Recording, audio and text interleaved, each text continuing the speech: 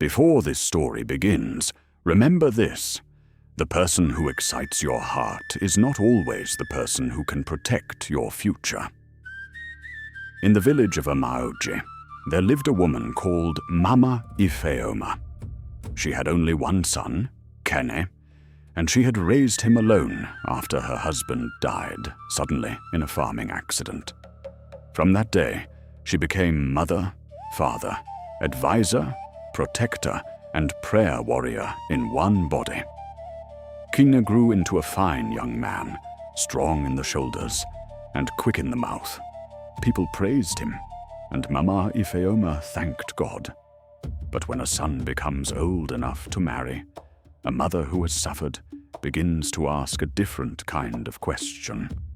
If I am no longer here, who will tell him the truth when pride closes his ears? So Mama Ifeoma started watching the young women of the village. She did not only look at beauty. Beauty was easy to see. She watched patience. She watched how a girl spoke to an old woman who had nothing to give her. She watched whether a girl returned borrowed calabashes clean. She watched whether kindness continued when no one was praising it. That was how her heart settled on Shioma, the daughter of Chief Oje and Madame Nwando. Shioma came from a household known for honesty, discipline, and peace. When her family gave their word, people rested. When Madame Nwando settled a quarrel, both sides usually went home lighter. Mama Ifeoma did not think she was buying a wife for her son. She thought she was choosing stability for his future. But Kene, whose heart had already begun running ahead of wisdom, would not understand it that way. Long before Kene and Shioma became old enough to understand marriage, Mama Ifeoma and Madame Nwando had made a quiet promise between women. If one had a son and the other had a daughter, they would one day unite the families. It was not a careless promise. The two women had carried water together during dry seasons, sat beside each other during funerals, and shared food during lean months. They knew one another's character, and in those days, character was wealth people trusted more than cowries. Shioma grew up hearing about the promise. She did not hate it. From childhood, she had liked Keen in a familiar, patient way. She knew he was stubborn. She knew he liked to do things by himself. But she also believed a stubborn person could become steady if life taught him well. The problem was that Kene hated being assigned anything. Not chores, not advice, not love. To him, marriage was something a man should choose with his own eyes and his own heart. By the time Mama Ifeoma was ready to speak plainly about Shioma, Kene had already chosen another woman. Her name was Lola. Lola was the kind of woman a whole market noticed when she passed. Her beauty had a sharp confidence to it. Her walk made heads turn. Some men praised her openly. Some women lowered their voices after she passed. Keen saw the turning heads and mistook attention for value. When Lola looked at him, he felt chosen, and that feeling was enough to silence every warning. One evening, Mama Ifeoma invited Shioma for dinner. She did not tell Kene the full reason. She only sent a message. "Come home early. We have guests." When Kene entered and saw Shioma seated beside his mother, he understood at once. Shioma greeted him respectfully, but his answer was cold. Shame touched her face for only a moment before she lowered her eyes and held herself together. Food was served. The room was quiet except for the sound of spoons against clay plates. Then Mama Ifeoma spoke. "It is time we finalize what has already been agreed. You will marry Shioma."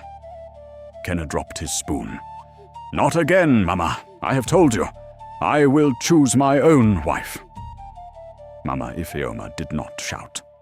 "And this woman you have chosen, does she build peace in your life, or only excitement?" Cain stood. "I do not need interrogation about my feelings." He pushed his chair back and walked out before his mother could call him again. Xioma did not beg. She did not cry in front of them. She rose, adjusted her wrapper, bowed to Mama Ifeoma, and left with quiet dignity. After she left, the room felt emptier than before. Mama Ifeoma sat in the silence her son had left behind. She was not trying to control him. She was afraid for him. But fear spoken by a mother often sounds like control to a son who is determined to be wrong in his own way. The trouble that exposed everything began on an Ike market day. Bisi, Lola's old friend, had gone to buy snails.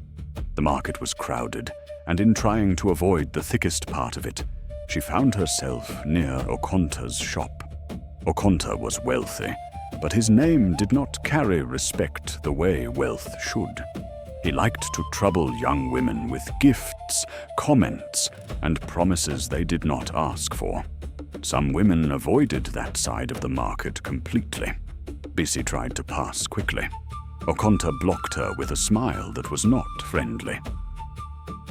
"You are far from your usual side today." "I missed my way," Bisi said, adjusting her basket. Okonta moved again, still blocking her path. "Come inside. Let me show you something better than snails." Bisi stepped away. "I am not interested." When Okonta reached toward her disrespectfully and laughed, Bisi turned and slapped him hard across the face. The market froze. One of Okonta's workers rushed forward, but Kene stepped in and stopped him. "Leave her. She did nothing wrong." Okonta, embarrassed in front of traders, twisted the story before anyone else could speak. "So her man is here to protect her." By evening, the market no longer told the truth. It told the version gossip preferred. Keen had defended Bisi like she belonged to him. The story reached Lola before Kene did. A girl from the market ran to her compound, excited to be carrying news. "Lola, your Kine was defending Bisi today, like a man protecting his woman." Lola did not ask what happened. She did not ask whether Bisi was in danger. She did not ask why Kine intervened. Pride heard only one thing. Another woman had entered her story. When Kene came later to explain, Lola slapped him before he could finish greeting her. People nearby stopped walking. "So now you want a replacement for me?" she demanded. Keen held his face, stunned. "Okonta was harassing her. I stopped it." But Lola had already judged him. "If it was ordinary help, why were you the only man in the whole market who suddenly remembered kindness?" That night, Lola went to Bisi's compound. She did not greet. She did not sit. She did not ask questions. She accused Bisi of trying to take Kene and humiliated her before neighbors who watched from doorways. Bisi sat on the red earth long after Lola left. Her hands shook, not from fear, but from the heavy anger of someone who had protected another person's secret and received shame as payment. That night, memory returned to Bisi, like rain coming through a broken roof. When she and Lola were teenagers, they had been very close. They went to the stream together, shared secrets under mango trees, and promised that nothing would divide them.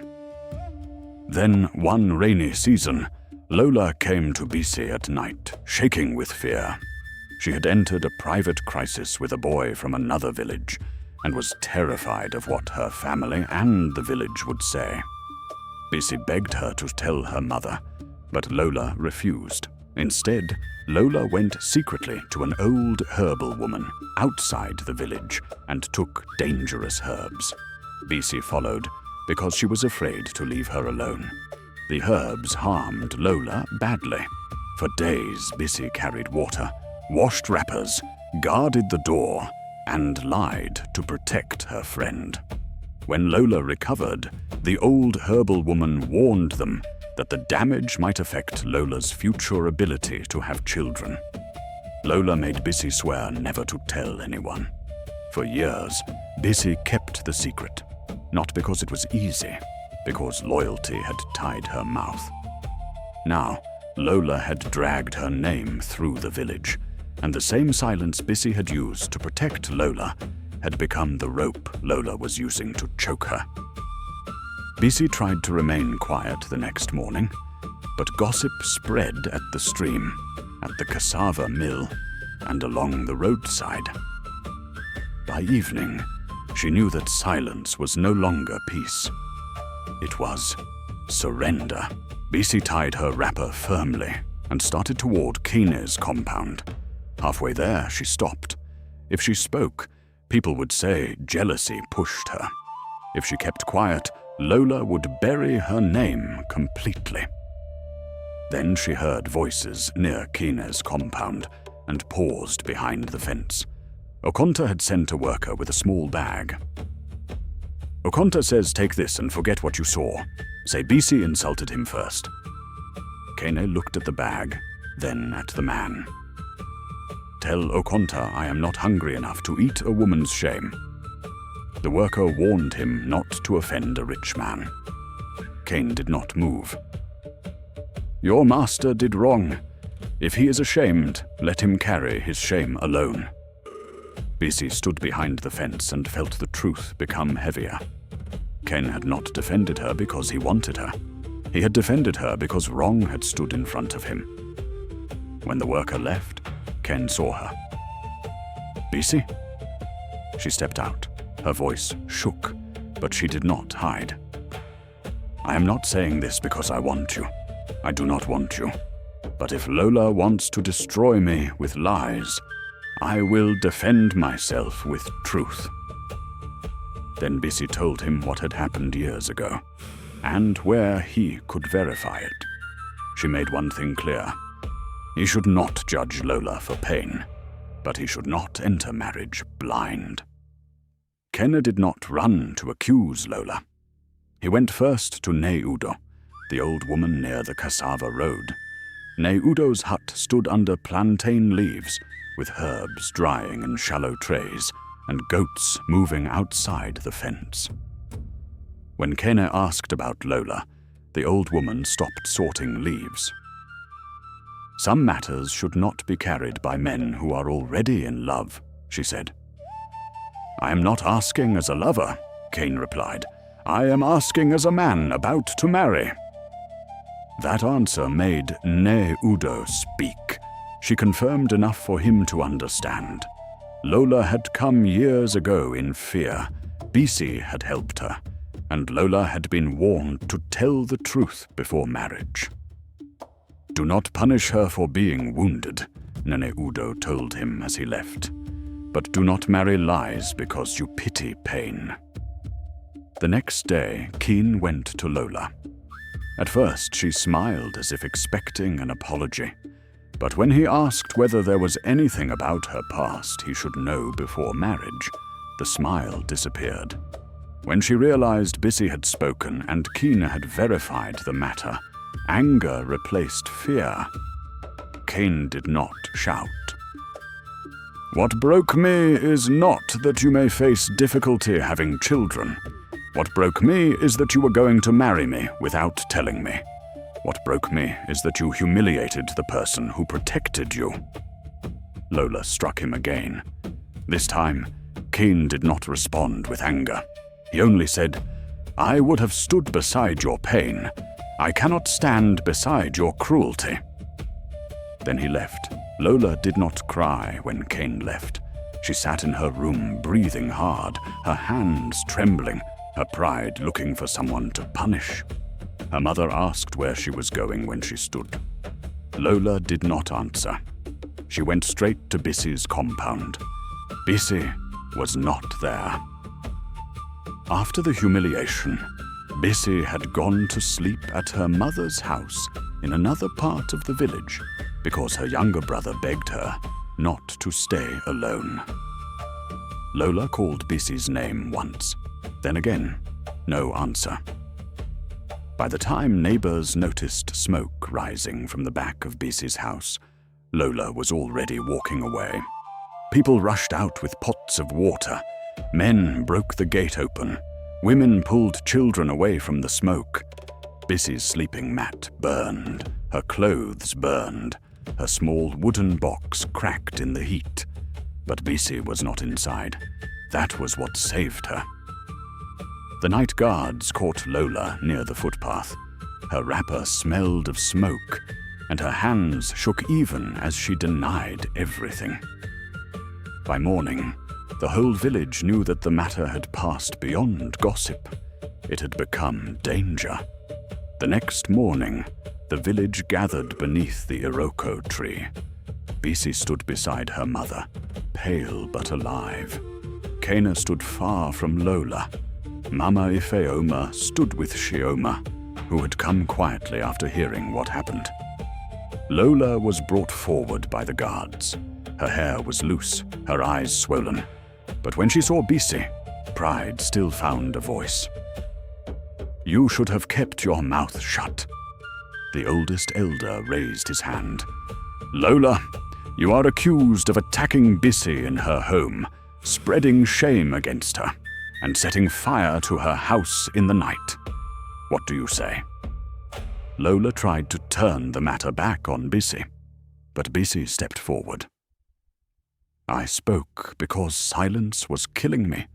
I protected her for years. She betrayed herself when she used my silence as a rope around my neck." Neudo was called and confirmed enough to show that Bisi had not invented the story. Keen then spoke before the whole village. "I am not leaving Lola because of her health or her future as a mother. I am leaving because she lied, threatened, humiliated, and burned what did not belong to her. Pain can explain fear. It cannot excuse wickedness." The elders found Lola guilty. Because she had brought danger into another person's home, she was banished from the village. As she was led away, she stopped near Kine. "You will never love anyone like you loved me." Kene looked at her and said, "That is what I am praying for." After Lola was banished, people expected Kine to feel relieved. He did not. He became quiet. He stopped going out. He ate little. The woman he had fought his mother for had almost destroyed another woman, because truth reached him before marriage. That kind of discovery does not leave a person whole immediately. One night, Mama Ifeoma found him sitting outside in the dark. She sat beside him, and for a long time they said nothing. Finally, Kene said, "Mama, I chose her against you." "Yes," his mother said. "I disgraced Shioma. Yes, I thought you wanted to control me." "I know." Then his voice broke. "How did I not see it?" Mama Ifeoma placed a hand on his back. "Because beauty can stand in front of wisdom and block the road." For the first time in years, Kene cried in front of his mother, and she let him break safely. Shioma returned to the house, not to celebrate victory, but because Mama Ifeoma fell ill from stress. Shioma brought soup and herbs from her mother. She cooked, washed bowls, sat with Mama Ifeoma, and did not force conversation with Kene. Her silence did more than scolding. It allowed Kene to see her properly, not as his mother's plan, not as the woman he had rejected, but as a person. One evening, Kene found Shioma grinding peppers outside. He stood quietly before speaking. "I owe you an apology." Shioma did not stop grinding. "Yes, you do. I was rude to you. Yes, I made you feel unwanted." This time, she looked up. "Do not apologize because Lola disappointed you. Apologize because you understand what you did." Kene nodded. "I do." Shioma held his gaze. "Good. Understanding is where apology begins. It is not where trust returns." That sentence stayed with him. Ken did not fall in love with Shioma in one day. It happened slowly, when he saw her return extra yams to a cellar, correct a child gently, sit with his sick mother through the night, and refuse sweet words that were only trying to repair shame with poetry. Months later, Kena went to Chief Oji and Madame Nwando himself. This time, Mama Ifeoma did not arrange it. "I'm asking for permission to ask Shioma properly," he said. "The first time, everyone spoke around her. This time, she must speak for herself." When Shioma was called, Ken stood before her. "I do not deserve an easy yes, but if you are willing, I would like to begin again. Not from my mother's promise, from your own heart." Shioma tested him with clear words, and when she saw humility where pride used to stand, she smiled, small but real. "Then we can begin there." Keno and Shioma married during the dry season. It was not the loudest wedding Amaoji had ever seen, but it was one of the most peaceful. Years later, when younger men asked Kene how he knew Shioma was the right woman, he would say, "Do not choose a life partner only by how they make your heart beat. Even danger can make the heart beat. Watch how they behave when they are angry. Watch what they do when they are exposed. Watch whether they protect peace or only protect image." And that is the lesson. Beauty can attract a person. Excitement can confuse them. But character is what they will live with after the music stops.